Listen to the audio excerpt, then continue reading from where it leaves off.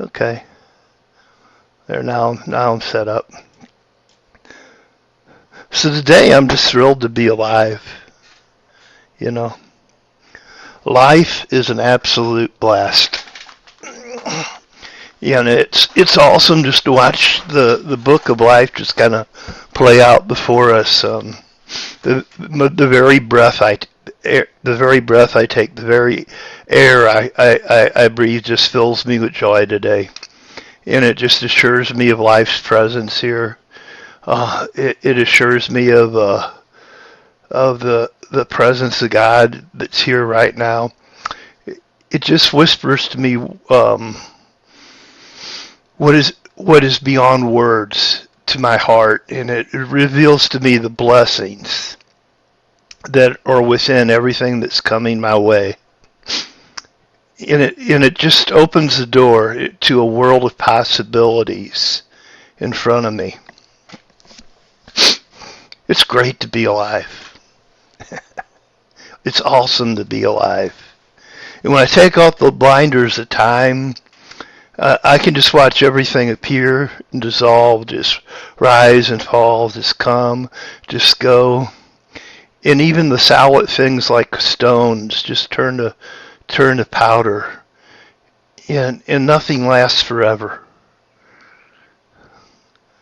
And because nothing lasts forever, the show goes on and on and on and on and on and on and on. Always this turning over, always this changing, always new seasons, always new things. And life is always new, and life is always fresh because of the impermanence, because of the way things change. And it's that very impermanence that gives me a ton of hope, because I know that everything that is known is subject to change. Everything is subject to change. People fall into despair when they don't think that things can change. When they see a certain future, a bleak future, they don't think it can change. They think they're stuck in a rut. They fall into despair. But impermanence gives us hope when we know from our heart, not just on a intellectual agreement, but from a heart level. And we know that when we see the impermanence that's always here, we know at a heart level that everything changes. We don't have to take anything so seriously. We don't have to lose hope. Because we don't know how the day is going to end. We don't. We don't know what tomorrow is going to bring to us. We just don't.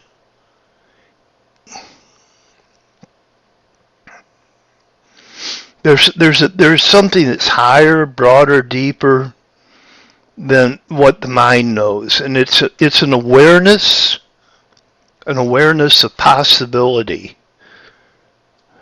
Not a mental assent, but an awareness.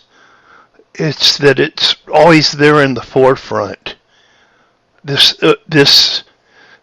awareness of possibility that stays there even in the most impossible situations.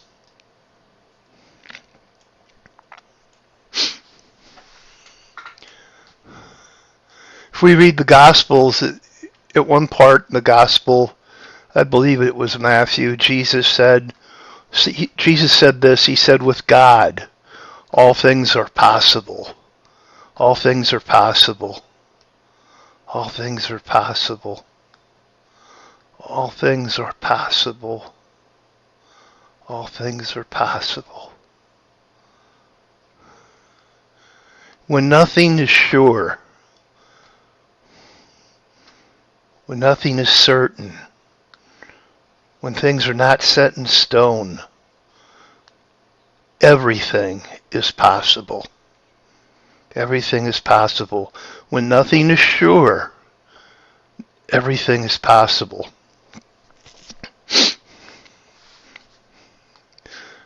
Now, vain imaginations don't allow that possibility.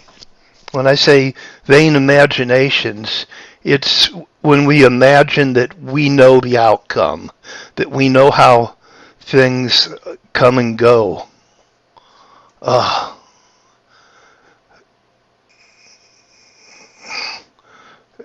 so, uh, so, vain imaginations just don't allow any possibility. Yet faith is released in in knowing that we don't know. And faith comes out of being. Faith is released when we know that we don't know. And that faith comes out of being. It doesn't come out of knowledge, but it comes out of the inside of you. Faith is a fruit of the Spirit, a manifestation of being. And faith comes from the inside of us, not what is outside of us. Faith comes from the inside of us, not what is outside of us. And yeah, Dances, I see you wanted to say something. Let me give you the mic just a second. Let me take it off there.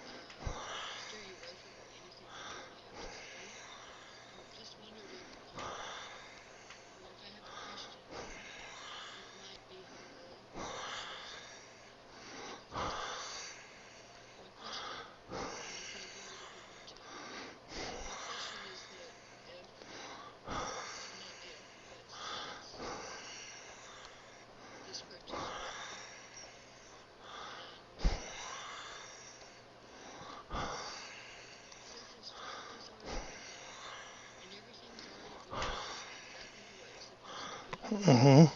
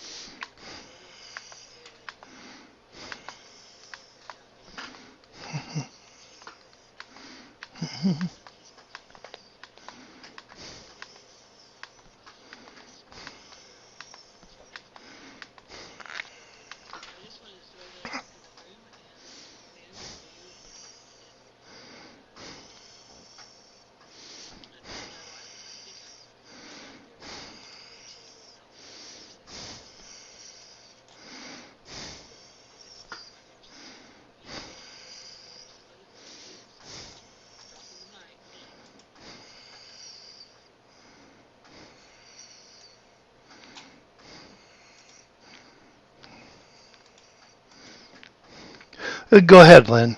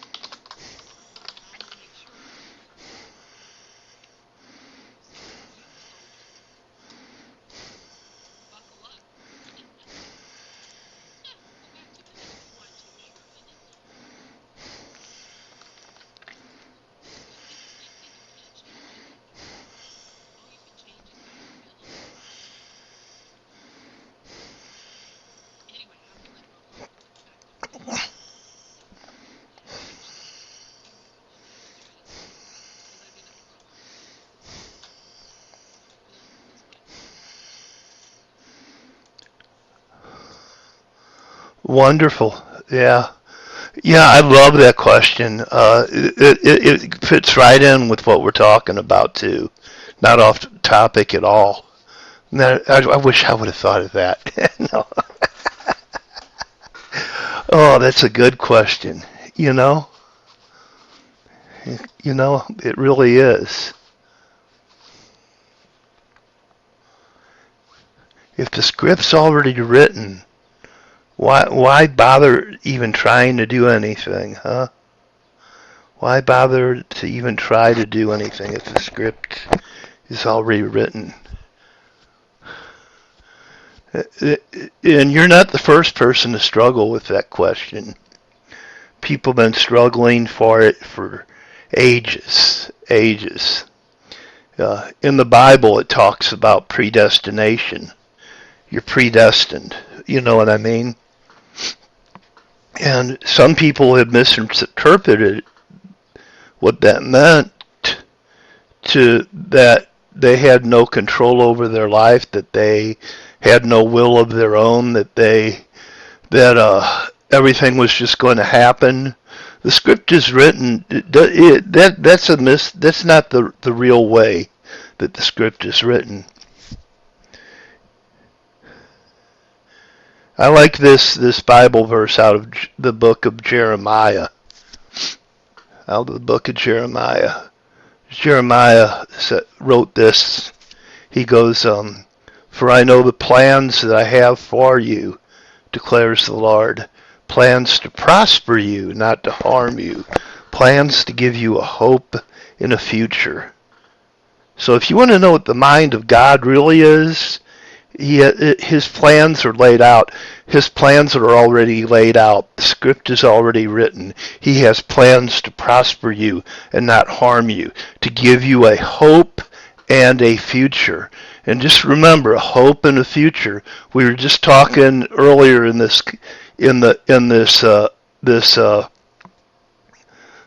session about hope. Impermanence gives you hope. Impermanence is what brings the hope. It's that everything changes. Whenever you start to think that things will never change, that the script is written, that there's an end to the book of life, and it's where you fall into a hole, and it's where you go to hell. You totally missed the bus. But people think that way, don't they? They think that the script is written and I'm going to come up against this wall and there's no way to get through that wall. This mountain can't be moved and it's impossible. And when we think the script has been written, we fall into that impossibility type of awareness. And what I'm talking about today is an awareness of possibility, awareness of possibility, an awareness of possibility. An abiding in that awareness of possibility will give you joy. It will give you peace as you watch everything change. As you watch everything change. I was talking last night. We were talking and about the will of God in NTI with Regina, and I brought this up that there's a hard will and a soft will, a hard will and there is a soft will, and a hard will is a means to an end. It's a means to an end. It's got a start to it. It's got an end to it. It's stubborn, it's strict, it's hard, it's the law. But the thing is, this isn't about imposing a law upon you. This isn't about imposing a script as far as a law, a script as far as a way that you must be, and you have nothing to say about it. You have nothing to do about it. It's not that kind of a will. It's a soft will. It's a will that's bendable. It's a will that's flexible. It's a will that is soft. It's a script that is written on the fly. It's a script that is written on the fly. The script is not a dead script. The script is a living script. It's called, the story is in the book of life. It's not the story in your head. It's not the story that things will always be this way and nothing ever changes, and life is just going to get miserable, and this, and it's not a script that takes you into darkness. It's a living script, and that's why we have the impermanence that we do.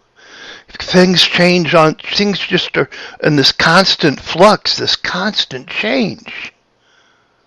Now let me put it this way. Your spiritual DNA is put inside of you, okay? When we look at a seed, the life of the tree is inside that seed. What it's going to grow to be is a tree. Okay? In that sense, the script is written. Okay? But how it grows, when it grows, how long the winter will be, all that that all happens on the fly. That all happens on the fly. You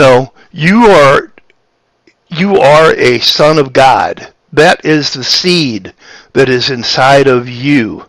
You are love. The seed of love is inside of you. What you are predestined to be is a living, loving Son of God. You are the light of the world. You are a city set on a hill. That is what you are. That is what you will grow to be. How many seasons you have to go through to manifest that, how many trials you have to go through, how much pain you have to go through, are all just things that you go through. They're things that you grow through. They're not your destination. They're not your destination. They're not your destination. And when we see this, we don't have to force things anymore. We don't have to force things into being. We can be easy on ourselves. We can be easy on the people around us. We can be soft with the world when we realize that the will of God is a soft thing. It's not a hard thing. It's not a hard thing at all.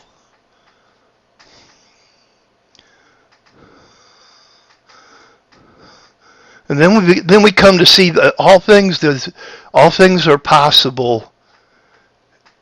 Isn't an invitation to dream big, but it's an invitation to wake up.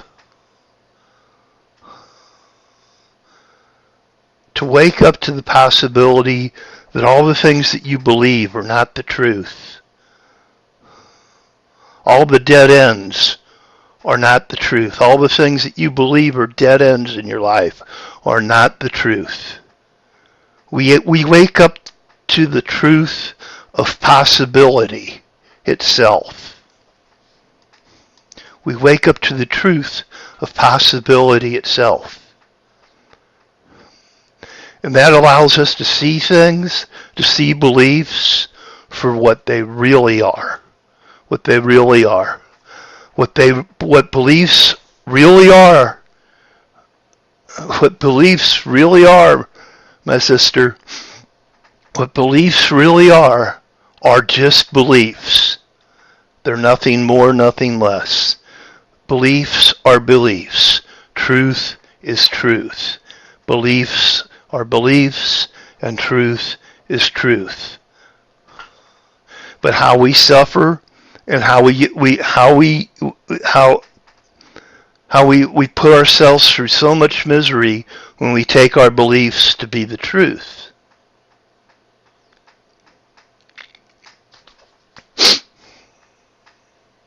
And we take our beliefs to be the truth.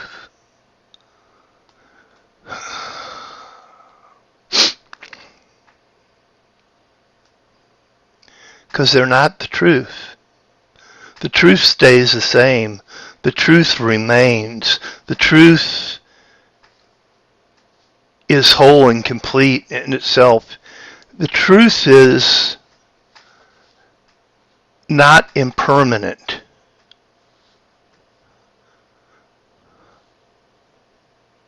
Yet there is the truth of impermanence. The truth is not impermanent, yet there is the truth of impermanence, that everything will change. That everything will change. And one of those things that will change is your beliefs. Your beliefs will change. And you'll suffer as long as you don't let them change. As long as you hold fast to your beliefs, as long as you defend them, as long as you hold them dear, as long as you create space for your beliefs, you will suffer. You will suffer.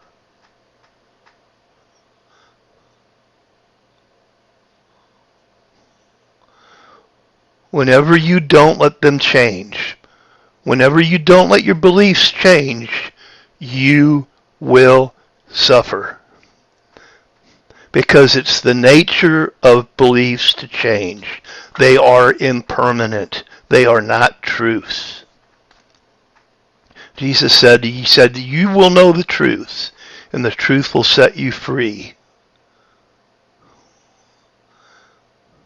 So it's the nature of the truth to liberate you, to make life spacious, to make life joyful and bright. If what you're seeing is not making your life bright, if it's not bringing joy to you, if it's taking away your peace, it's not true. It's not the truth. It's not the truth. All that crap that rolls through your head over and over and over and over, that ain't the truth. Them are your beliefs, and your beliefs will always imprison you and confine you when you hold fast to them. But truth is the door for possibility. All things are possible. All things are possible. All things are possible. When we look at when Jesus said, you will know the truth and the truth will set you free.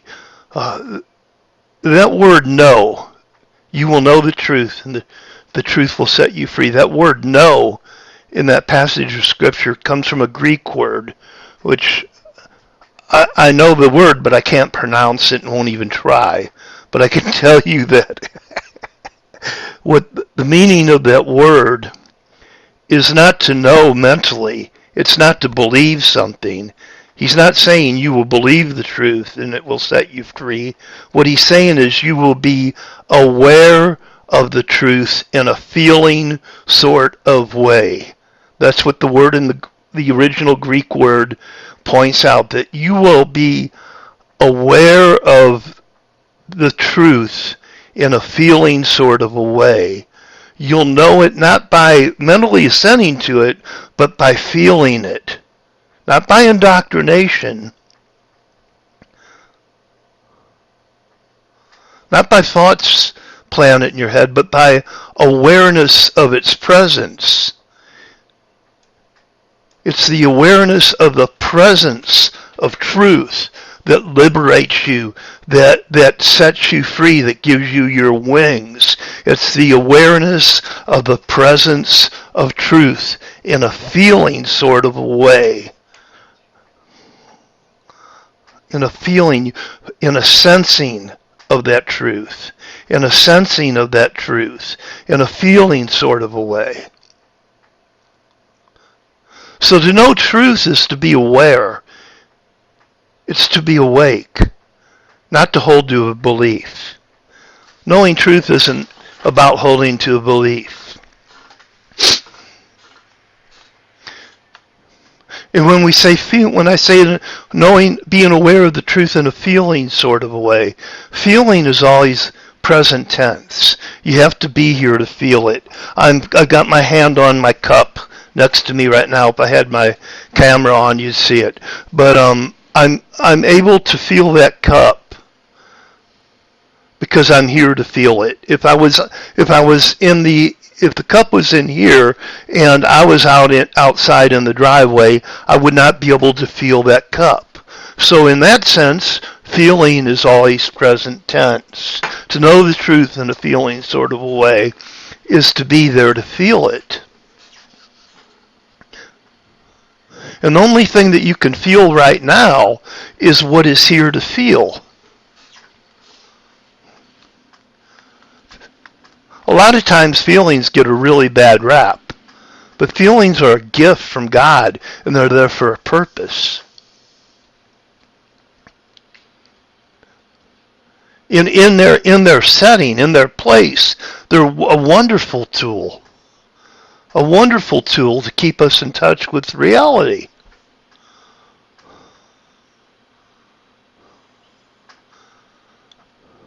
But people mistake their feelings for being.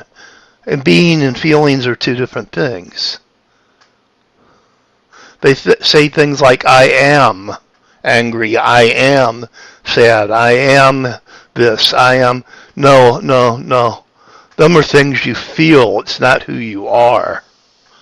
Okay? I'm feeling this cup with my hand. That doesn't make me the cup. I pet a cat. I stroke a cat's fur. It doesn't make me the cat. But when we say that I am sad, I am happy, I am this, I am that, then we attach our identity to things that that are not who we truly are. And so who we are is not what we feel, but who we are is what feels. Who we are is what feels. Feeling happens when presence makes contact. When my arm reaches out and touches the glass, when my presence here makes contact, then feeling happens. Feeling happens when my presence makes contact. So feelings are conditional because for feelings to occur, two things are required: presence and contact. Two things are required for feeling to be. For feeling to be there, you have to have presence and you have to have contact. Okay? So in that sense, feeling is conditional. Feeling is conditional.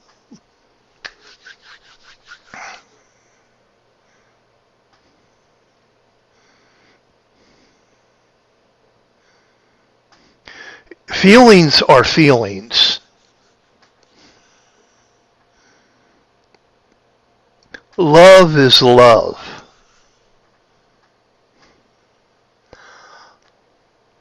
Love is not a feeling. Love is not conditional.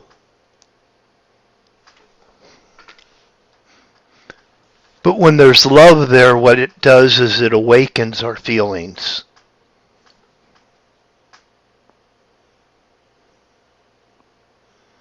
Love awakens our feelings.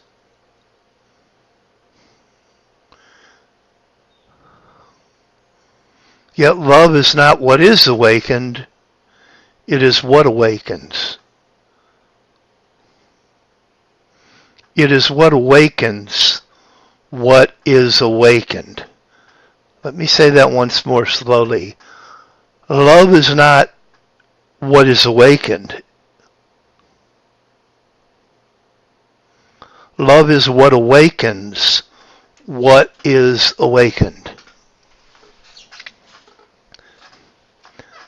See, love can't be awakened because love's not asleep. Love does not grow weary. Love does not grow tired. You can't bore it to death. You can't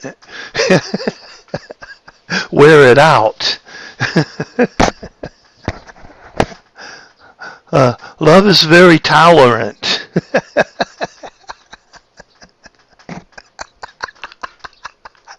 Oh, love is so tolerant. It's so giving. It's so enduring. It's so, oh God, love is just love. Love is just love.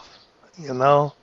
Love is just love. Oh, I just love, man. I just love. Never grows weary. Never grows tired.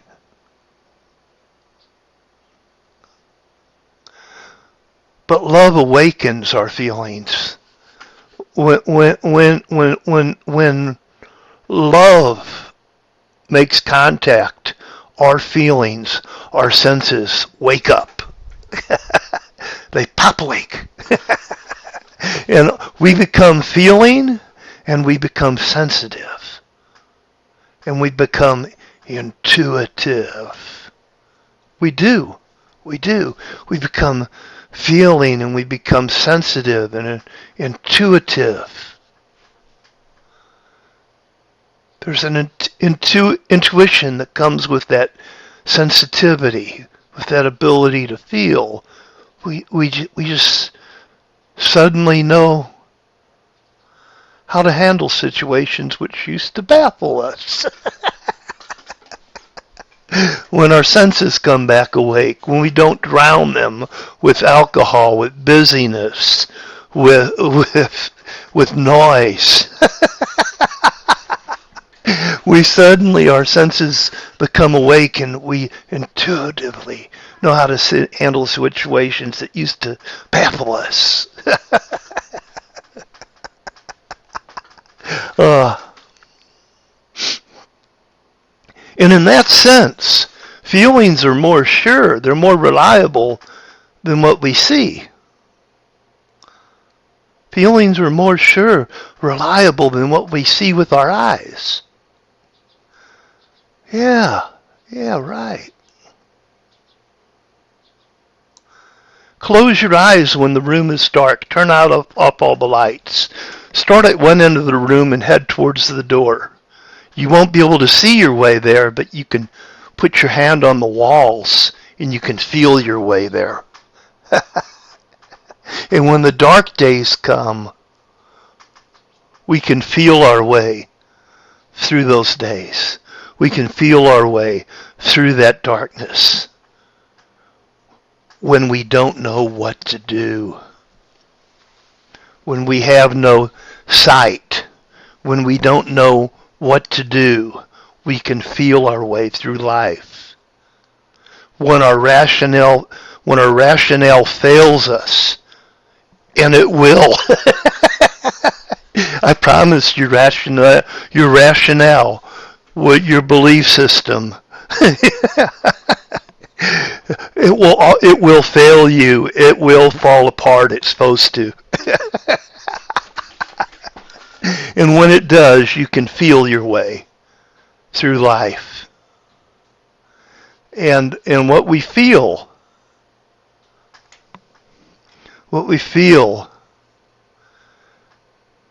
that's what we feel becomes tangible. It's not about the names we give things. We don't know things by naming them. We know things by feeling them. We know sense by making that contact. It comes through that feeling. That feeling. It's a lot like smelling, in a sense. A rose can be known by its scent. By its scent. Call it whatever you want to call it, but the scent remains the same. Put whatever name you want on life, but the feeling is the same. You know it when you're alive. You just know it when you're alive. We experience what we feel. And we feel what we experience. We experience what we feel, and we feel what we experience. When does your experience begin? I don't know about yours, but my day, it generally starts when I wake up in the morning. I pour myself that first cup of coffee, and my senses come awake. When you wake up in the morning, you begin to feel.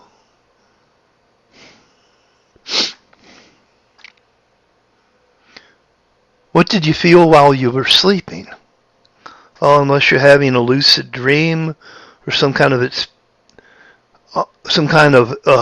experience like that, you won't know.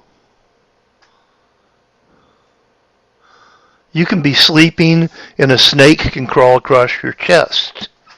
You won't know it. You won't feel it. You can be knocked out under anesthesia. They can take a knife and cut you open and spread you wide open and go inside you and work on you, and you'll never feel it. You'll never feel it. You'll never feel that when you're asleep. Feelings wake up when we wake up. They do. They do. Feelings wake up when we wake up. Feelings wake up when we wake up. And so when we have an awakening, when we become enlightened, when we wake up, we sense everything in a deeper way, a more vivid way, a more vivacious way. We experience all of it that way. The pain, and the pleasure become more intense when we wake up. Not just the pleasure, but the pain. It all becomes more intense when we wake up because our feelings wake up when we do. So don't let it come as a shock to you. Don't be surprised if you have an awakening that comes with a turmoil of emotions, that comes with a flood of emotions, that may be so intense that you think you're losing your mind. It's all part of the process. It's all part of the process. It's all part of getting up in the morning. It's all part of awakening. You don't have to be afraid of that. You don't have to run out and bury it in the noise again. You don't have to run out and drink again. You don't have to run out and wrap yourself up in some sort of business that takes your mind off it. You don't have to crank up the stereo in the car real loud so you don't hear it or feel it. No, that intense feeling, those intense waves of emotion that wash over you now is all part of waking up. It's all part of waking up.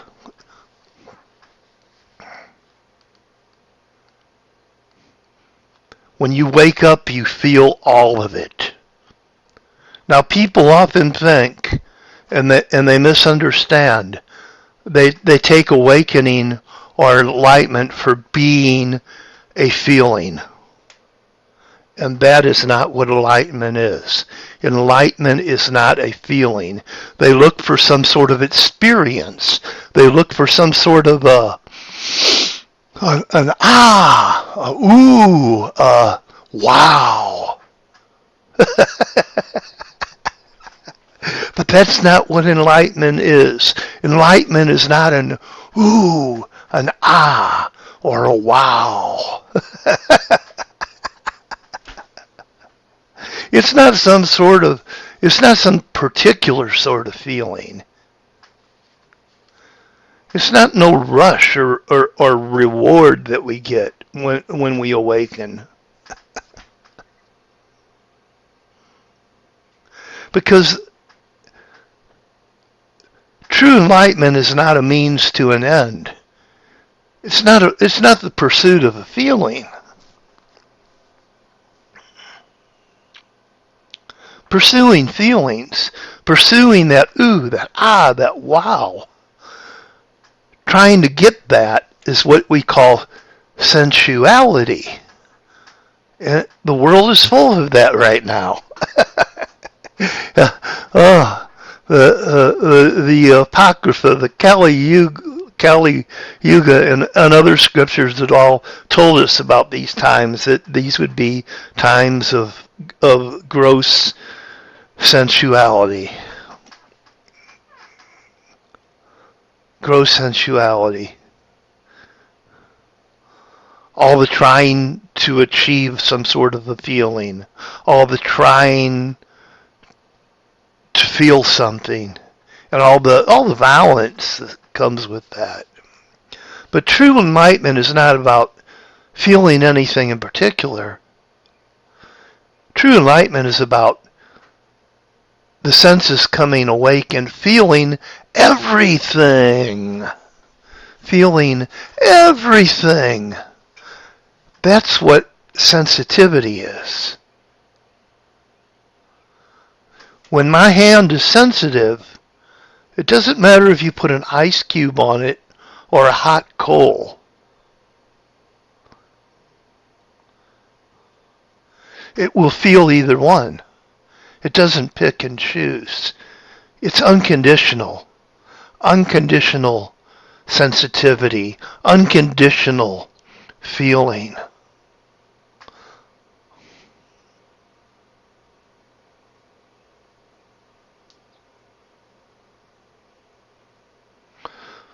So when we awaken, what we begin to do is we begin to feel our way rather than think our way through life.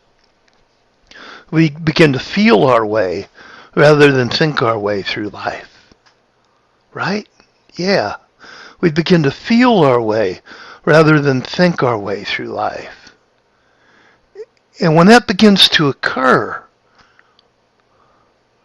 what we experience is a kind of deja vu. A kind of deja vu. Like we've done this before. Like we followed this path before. Like we've been here before. Because when we begin to feel our way through life and lay aside thinking our way through life, what happens is we begin to remember how we started out to begin with. As kids, as innocent infants, we felt our way through life before we learned to think our way through life. And we begin to remember that. We begin to remember what that was like. At our core, a little kid inside wakes up. And we start to feel our way through life rather than think our way through life.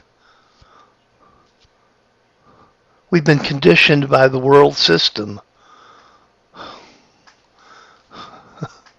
by a collective ego, to think our way through life. But no, that's not, it was never meant to be that way. We're designed to feel our way through life.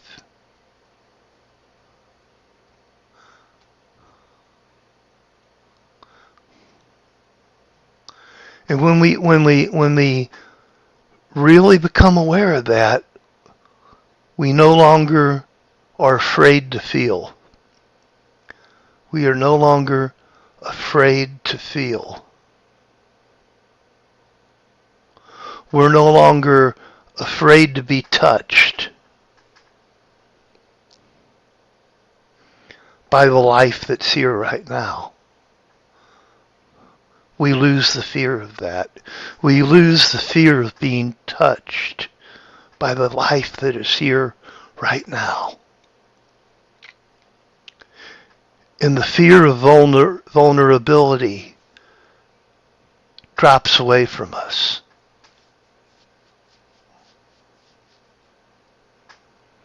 And we begin to find that it's the vulnerability that allows us to see, to feel, to experience the world that's here right now. And when our defenses go up, and when we fight for our beliefs, and when we fight for what we think, and when we hold fast to that, we go blind. It blinds us.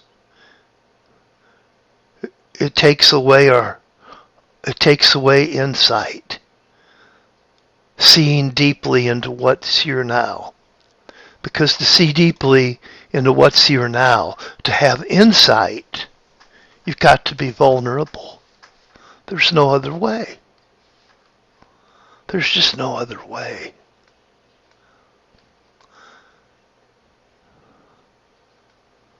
You have to give your trust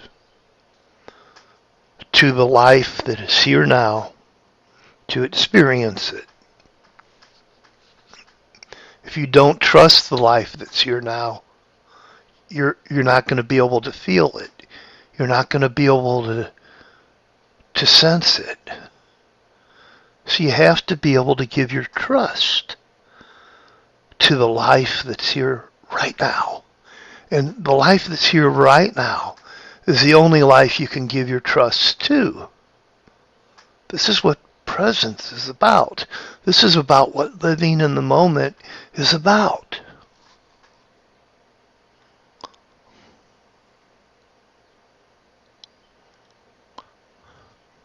I love a quote I read on Facebook. It was today or yesterday. I don't remember. I made a note of it. It was by the poet Hafez, which I believe was a Sufi poet. And what he said was this. Hafez said this. He said, "How did the rose ever open its heart and give it to the world and give to the world all of its beauty? It felt the encouragement of light against its being. Otherwise, we all remain too frightened." I'll say that again. It says, "How did the rose ever open its heart and give to the world all of its beauty? It felt the encouragement of light against its being. Otherwise, we all remain too frightened."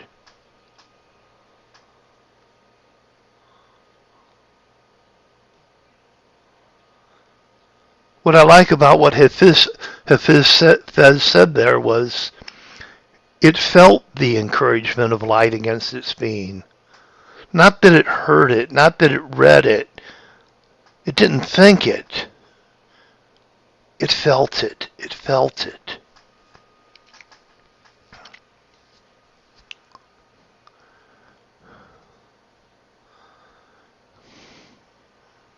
When we really wake up,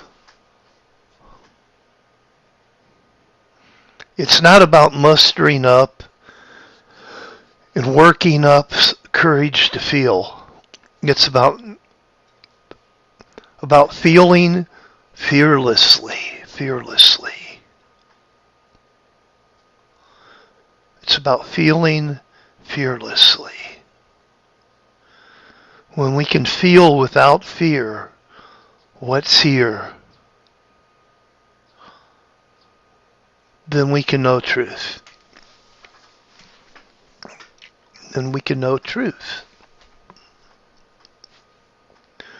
When we can feel without fear what is here, then we can know truth. Then we can know truth.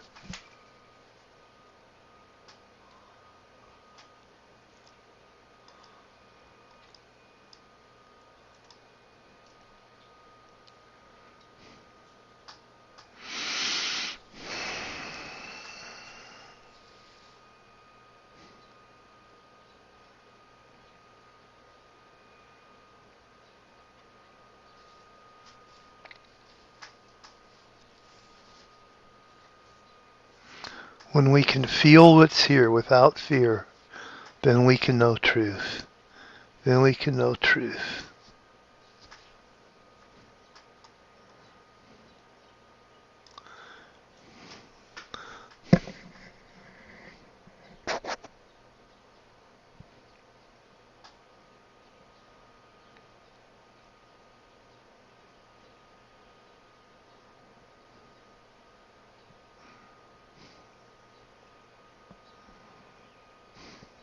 We have to have a heart to hear.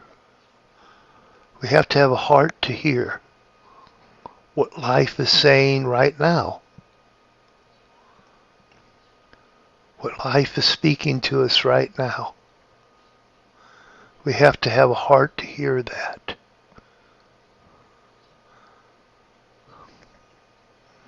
We have to have a heart to hear that. We have to have a quietness in our being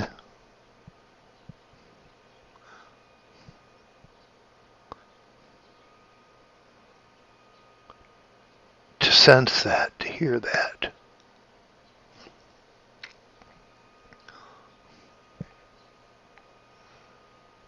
To hear that you're loved. To hear that you're cared for. To hear that it's all going to be okay. To hear that everything is all right. To hear that you don't have to struggle.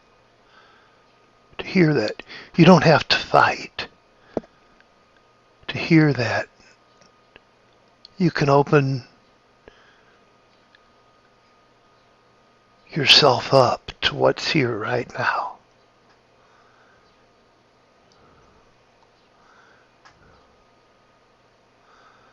And it's all been given to you. It's all been created for you. You don't need to fear. You don't need to fear. This moment is in the hands of your Maker. This moment is in the hands of God. This moment is in the hands of life itself. That's what the script being written is about. It's about not being in your hands anymore. It's about you not having to worry about it anymore. It's about you not having to live in fear and uncertainty anymore.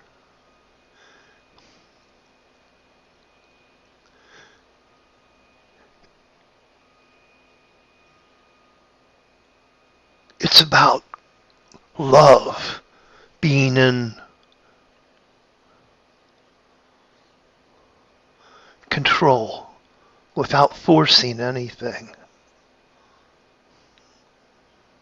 It's about love being able to manifest. Yeah, it's about surrendering. It's a surrendering, a letting go, a sinking into the life that's here as if it were a warm bath.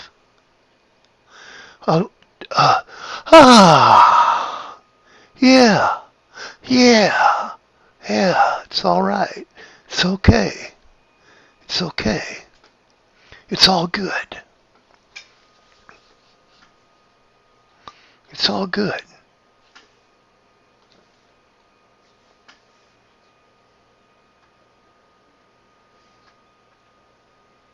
It's all good. It's all good because the one who made it is all good. It's all right because the God who brought this to you is completely holy, is completely right. He's not whacked. Sometimes when we look at life around us, sometimes when we look at the chaos, we think, what kind of God made this? He's got to be whacked. He's got to be psycho. But it's only because we're seeing a piece of it. It's only because we know in part. We've seen the big picture. If we've seen where the road was taking us to,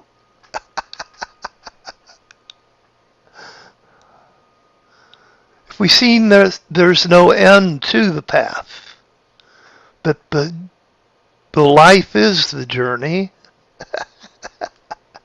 if we were just allowed ourselves to walk in that path and just be there.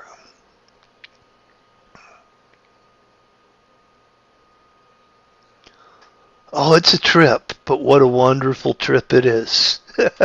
It's a trip. Oh, but what a wonderful trip it is. And what a wonderful thing to trip over the truth, life, trip over it and fall flat on our ass. What a wonderful thing. What a wonderful thing to do, to wake up, to come to our senses, to let everything just fall apart.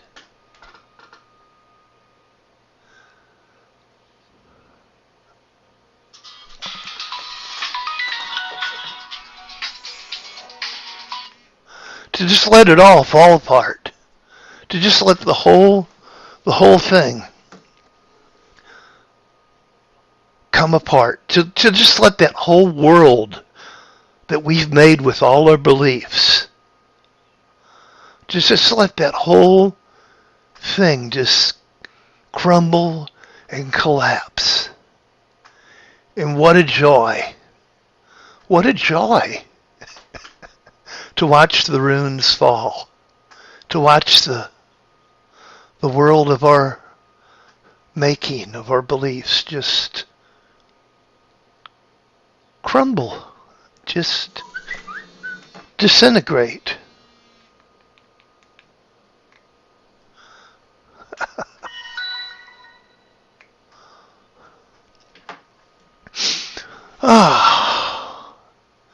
Just to watch it all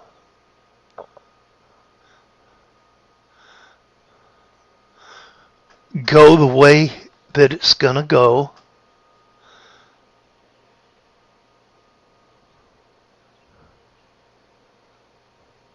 Despite our best efforts to channel it, despite our best efforts to make it happen, despite our best efforts to despite our best thinking, it just goes the way it goes. It just goes the way it goes. Life just goes the way it goes.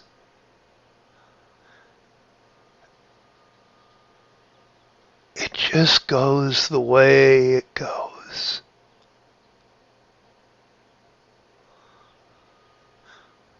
And we don't have to try to make what goes the way it goes. We don't have to try to make that go away. We don't have to try to make that go away. We can be with life. And we can go with it the way it goes without knowing where we are going. We can live in the mystery. We can live in the wonder. We can live in utter amazement, knowing that we will be provided for, knowing that we will be cared for as we need it. As we need it.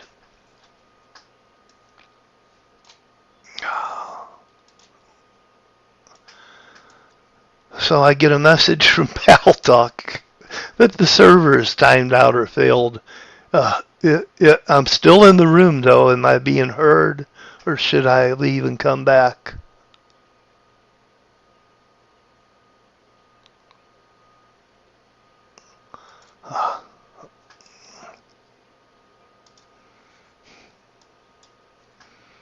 Well, reboot. Okay. Rebooting.